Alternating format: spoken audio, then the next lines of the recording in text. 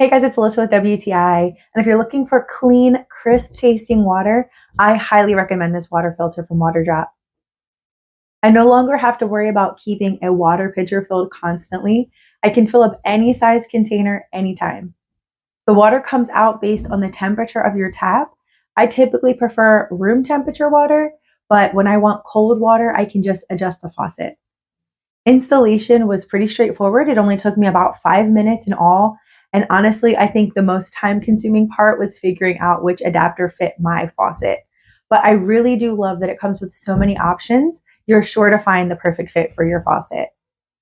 The small footprint allows it to fit comfortably between my faucet and sprayer, so it doesn't take up any extra counter space. It's not bulky and ugly, and I think it looks really nice in our kitchen. This is a renter-friendly option because nothing has to be permanently modified, and you don't even need it to be close to a power source because it just runs through with the tap. I love my water filter from Waterdrop, and I think you will too. And that's my point of view.